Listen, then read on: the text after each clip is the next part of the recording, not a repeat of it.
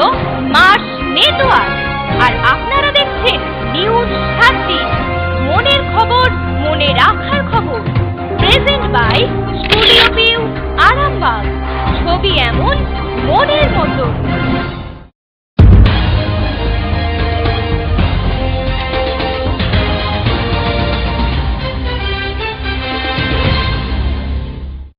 নমস্কার, শুরু করছে নিউজ 7 দিন। আপনাদের সঙ্গে আমি অলমিতা। দেখে নেব আজকের হেডলাইন্স।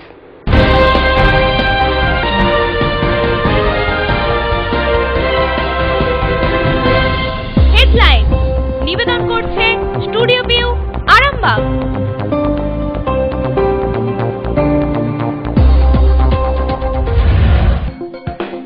গলায় ফাঁস লাগিয়ে আত্মহত্যা বিদ্যালয় শিক্ষকের।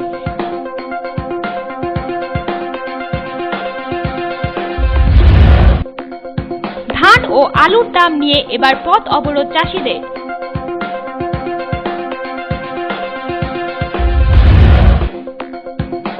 এখনো এটিএম সমস্যায় জর্জরিত মানুষ।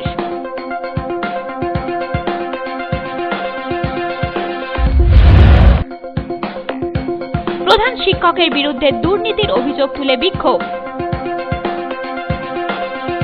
হেডলাইন নিবেদন করলো স্টুডিও ভিউ, আরামবাগ।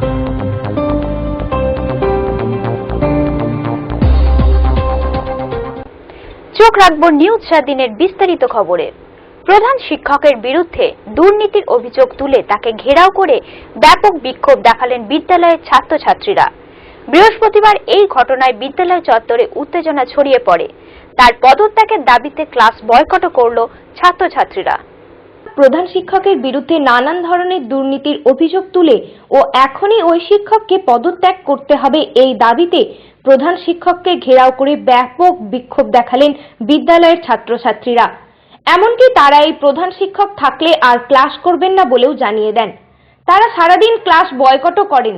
ছাত্রছাত্রীদের পাশাপাশি অন্যান্য শিক্ষকরাও একইভাবে ক্ষোভ প্রকাশ করেন। ছাত্রছাত্রীদের বিক্ষোভের জেরে ব্যাপক উত্তেজনা ছড়িয়ে পড়ে বিদ্যালয় চত্বরে। পরিস্থিতি সামাল দিতে বিদ্যালয়ে ছুটে আসেন আরামবাগ পুরসভার চেয়ারম্যান তথা ব্লক তৃণমূল সভাপতি স্বপন নন্দী। স্বপন নন্দী বিদ্যালয়ে ঢোকা মাত্রই ছাত্রছাত্রীরা তাকে ঘিরে বিক্ষোভে ফেটে পড়েন। অবস্থা বেগতিক দেখে ও ছাত্রছাত্রীদের বিক্ষোভের চাপে পড়ে ওই স্থল ত্যাগ করেন স্বপনবাবু। এদিকে পরিস্থিতি ক্রমেই বেসামাল হয়ে গেলে খবর পেয়ে তড়িঘড়ি আরামবাগ থানার আইসি বিশাল পুলিশ বাহিনী নিয়ে ঘটনাস্থলে হাজির হন। প্রধান শিক্ষককে উদ্ধার করেন। তাকে পুলিশি প্রহরায় রাখা হয়। ফিরে আসেন স্বপনবাবুও। স্বপনবাবু ও পুলিশের হস্তক্ষেপে বৈঠক ডাকা হলেও কোনো মীমাংসা হয়নি। এতে বিদ্যালয়ের পড়াশোনা লাটে উঠেছে। ছাত্র শিক্ষক কোনো সমন্বয় না থাকায় চরম অবহেলার মধ্য দিয়ে চলছে আরামবাগের এই বিদ্যালয়। ঘটনা হুগলির আরামবাগের নৈসরাই হাই স্কুলের। বৃহস্পতিবার স্কুল খোলা মাত্রই এই বিক্ষোভ দেখাতে শুরু করেন তারা।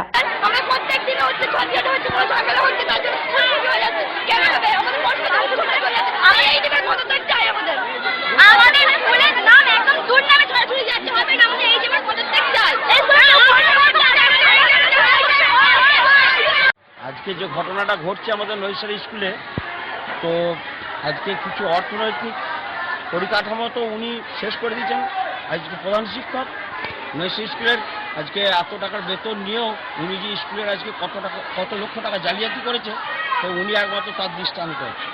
আর এত নির্লজ্জ হেডমাস্টার আর অন্য জায়গায় কোথাও আছে বলে আমার মনে হয় না। আমাদের নৈশারি স্কুলে উনি তার একমাত্র দৃষ্টান্ত রয়ে গেছেন। হ্যাঁ, আমার সাড়ে শেষ, কেউ 4:28 ঢোকে, কেউ আর ওরা ভাবছে ওরা আমার লোক তো কেউ নেই স্কুলে, আমার লোক কি আছে। তারা মনে হয় এখানে ইয়ে করে সাইডকে নিয়ে আমাকে এখানে মারতে আসে বারবার গালিগালাজ করে, এবং অনেক টিচার এবং এখানে আমার দুজন থার্ড বসেছিল তাদের এটা স্টাফেদের এবং এলাকার মানুষের হেডমাস্টার মশাইয়ের উপরে খুব বিক্ষোভ আছে। তো সেই কারণেই প্রথমের দিকটা ক্লাস বয়কটের দিকে চলছিল।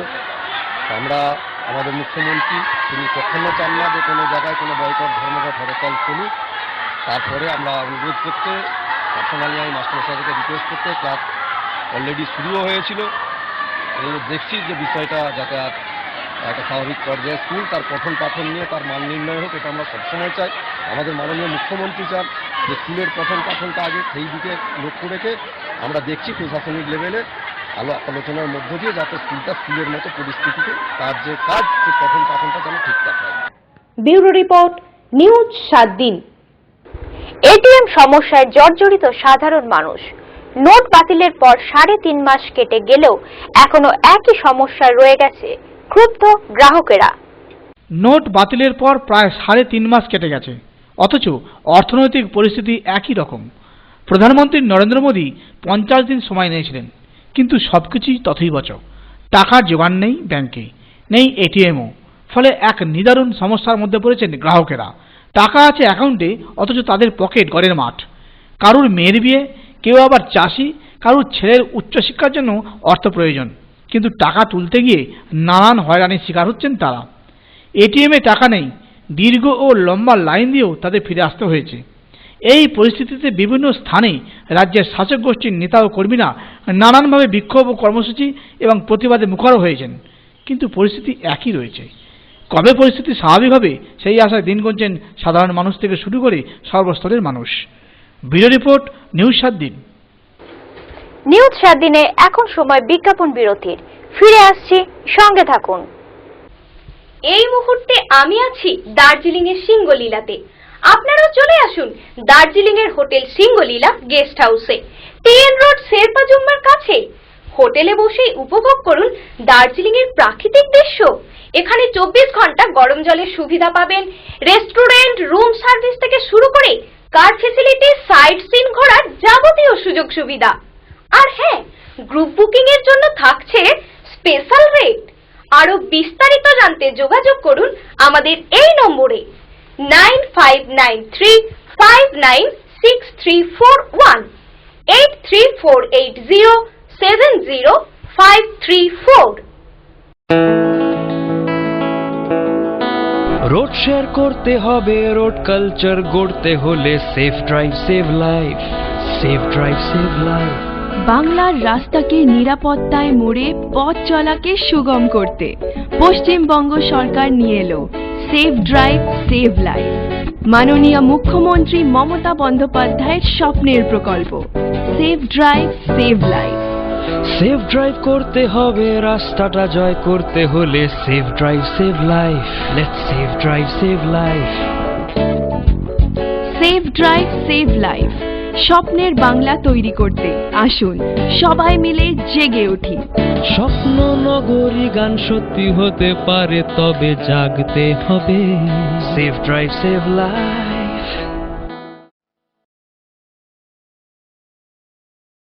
ট্রাফিক আইন মেনে চলুন, সাবধানে রাস্তা পারাপার করুন, হেলমেট পরে বাইক চালান, শহরের রাস্তার উপর পার্কিং করবেন না।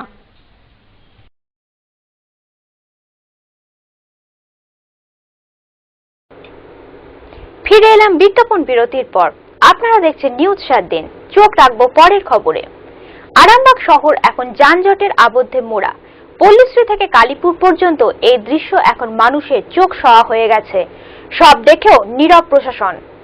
হুগলির আরামবাগ শহর এখন যানজটের আবদ্ধে মোড়া। দিনের বেশিরভাগ সময়ই রাস্তা অবরুদ্ধ হয়ে পড়ছে।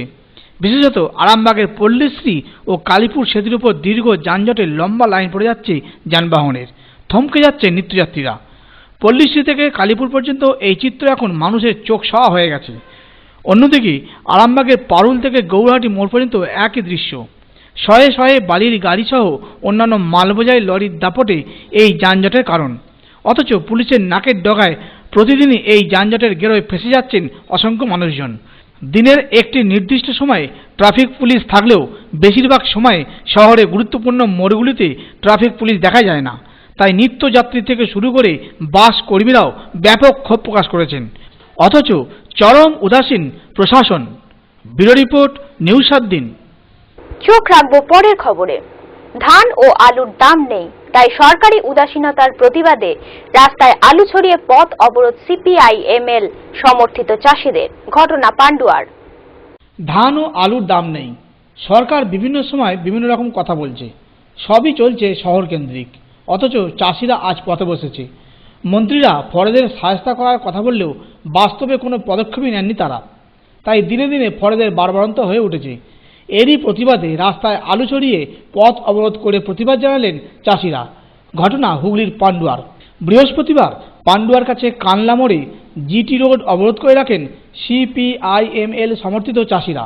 তাদের বক্তব্য, ধানের দাম নেই আলুর, অথচ সরকার নির্বিকার। এরই প্রতিবাদে চাষিরা আলু ছড়িয়ে পথে নামলেন।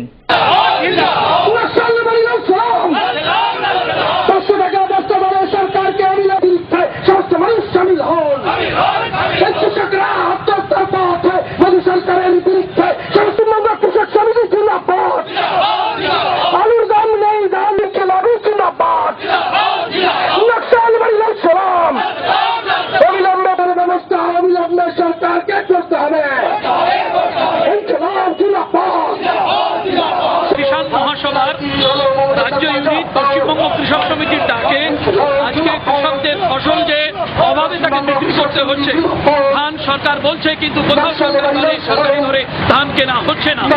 আলু ইতিমধ্যেই মাঠে 100 টাকার নিচে উঠছে। সেখানে যখন সমস্ত মাঠ থেকে আলু উঠতে থাকবে, এর দাম আরো পড়ে যাবে, উৎপাদনের খরচও চাষি পাবে না। এগুলোর প্রতিবাদে এবং যাতে কৃষকরা সমবায় থেকে সেই ঋণ যাতে অবিলম্বে মকুব করে দেওয়া হয়, এই তিনটি নির্দিষ্ট দাবিতে সারা রাজ্যে আমরা পথ অবরোধের কর্মসূচি গ্রহণ করেছিলাম। আমাদের পান্ডুয়া ব্লকে আমরা 1 ঘন্টার জন্য কান্লা মোড়ে পথ অবরোধ করি এবং আমরা বলছি, সরকার যদি কোনোভাবে এতে কর্ণপাত না করে, কোনো রকম হস্তক্ষেপ না করে, তাহলে আন্দোলন আরো তীব্র আকার নেবে এবং সর্বস্তরের মানুষদের আমরা সামিল করে নিয়ে আরো বৃহত্তম বিক্ষোভের পথে এগিয়ে যাব। হুগলি ব্যুরো রিপোর্ট, নিউজ 7 দিন। এখন সময় বিজ্ঞাপন বিরতির। ফিরে আসছি, দেখতে থাকুন নিউজ 7 দিন।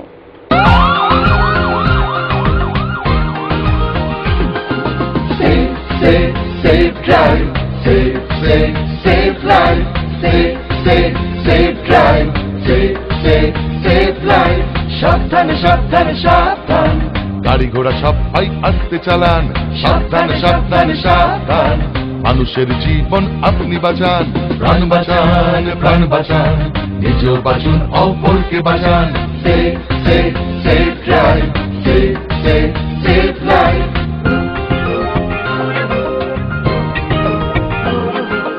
জাগো তুমি জাগো, হলুদ আলোতে গাড়ি রেডি হয়ে যান, সবুজ আলোতে গাড়ি আস্তে চালান। হলুদ আলোতে গাড়ি রেডি হয়ে যান, সবুজ আলোতে গাড়ি আস্তে চালান। আপনারই হাতে আছে মানুষের প্রাণ, লাল বাতি দেখে তাই গাড়ি থামান। একে অন্যের প্রাণ বাঁচান, নিজেও বাঁচুন, অপরকে বাঁচান। Safe safe safe drive, safe safe safe life. Traffic আইন মেনে চলুন, সাবধানে রাস্তা পারাপার করুন, হেলমেট পরে বাইক চালান, শহরের রাস্তার উপর পার্কিং করবেন না।